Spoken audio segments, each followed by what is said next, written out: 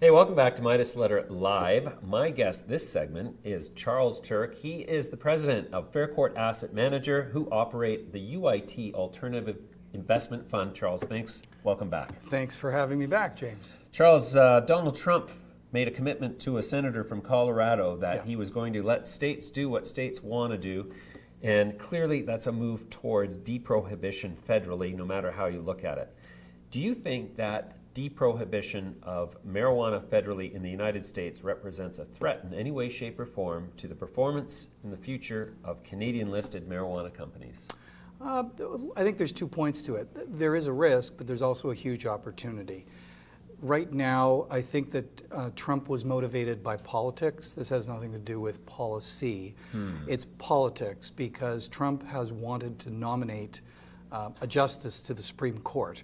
And the senator from Colorado is on the Judiciary Committee and has not wanted to hear any nominees until the Justice Department clarified itself on the subject of medical marijuana. Oh, so there was a bit of horse trading. Yeah, okay. Now, and that's great because, hey, if we can move it just one more step closer, then that's great. In terms of investment, I think it de-risks the investment. You know, some people still have in the back of their mind concern that there might be additional government regulation, that Canadian companies that have some type of subsidiary or investment in the U.S. may have some negative ramifications. I think this clears it up. So I think this is a green light for Canadian investors.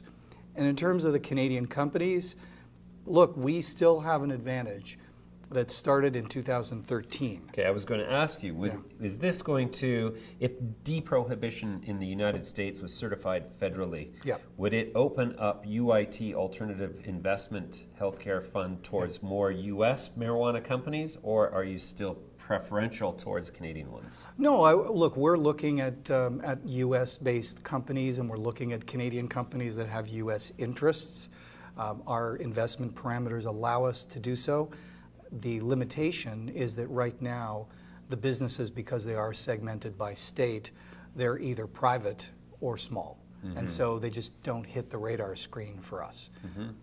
Okay, so that means that you're still focused on Canadian companies. Fairly focused on the Canadian market and what they're doing globally. Sure. So in the Canadian market, which is now becoming somewhat crowded and incrementally more crowded, the key that we're told from other portfolio managers is to look for companies that have a unique differentiator and a distinctive marketplace. And so can you give me any kind of an example of a company that sort of meets those criteria? Sure. One company that we met with recently was Hydropothecary. We visited their facility. Doug Watterson and I were up last week in Gatineau, Quebec. Visited the facility, got a tour of their operations. Your fund owns it? Yep, we are long the position. Okay. Hydropothecary is very interesting for a number of reasons. First, they are the only Quebec-based licensed producer. And what's great to see about it is when you get there, you actually see the construction going on. One of the due diligence matters that we always test is there's an announcement one day that a licensed producer is going to build X amount of square feet, but they don't get to it. Right. And so when you visit the facility, you actually get to see construction going on.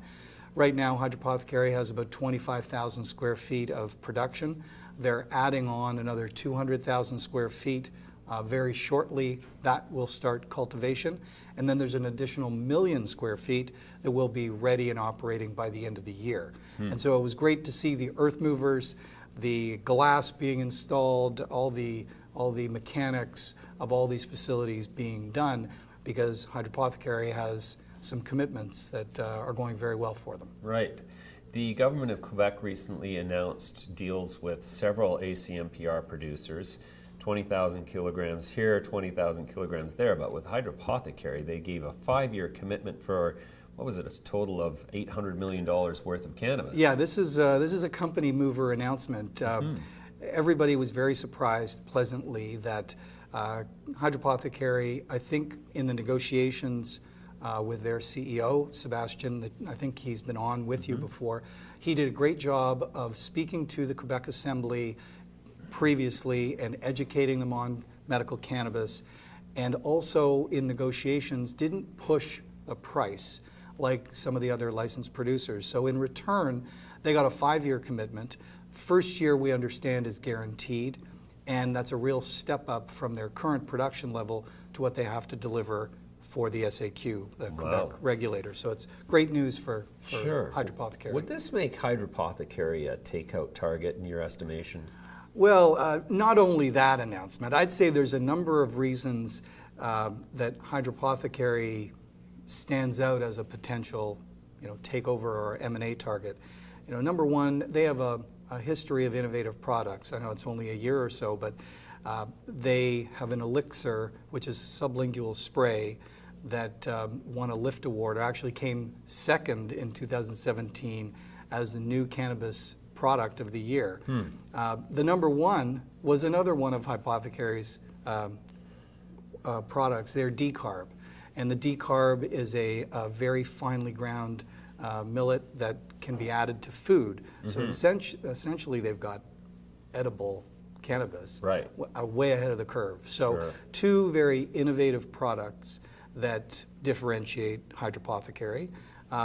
Their unique focus in Quebec is a regional focus, and that's a primary focus. They will be servicing the rest of Canada down the road once they do get that volume of sales underway.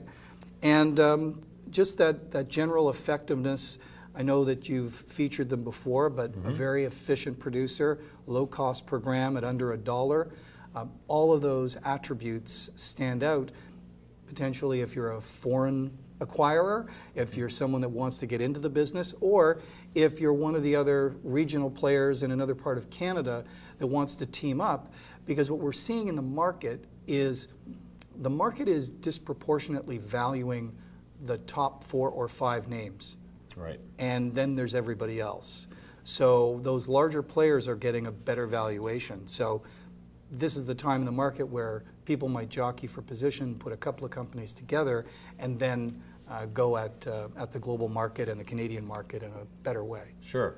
So you mentioned specifically 2 of Hydropothecary's products, the decarboxylized powdered marijuana, which acts as an ingredient, and the elixir, which is derived from extracts. So their ability to innovate within the space has served them well. Yes. Are there other companies out there who might be representative of opportunity within the space because of their capacity for innovation? Sure.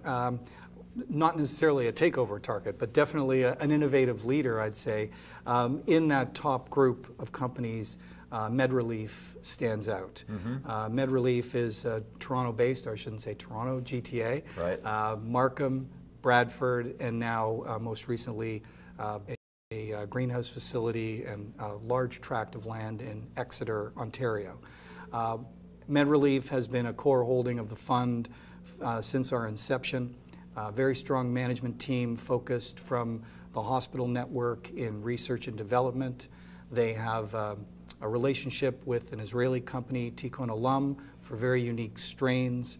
And MedReleaf has a very medical focus.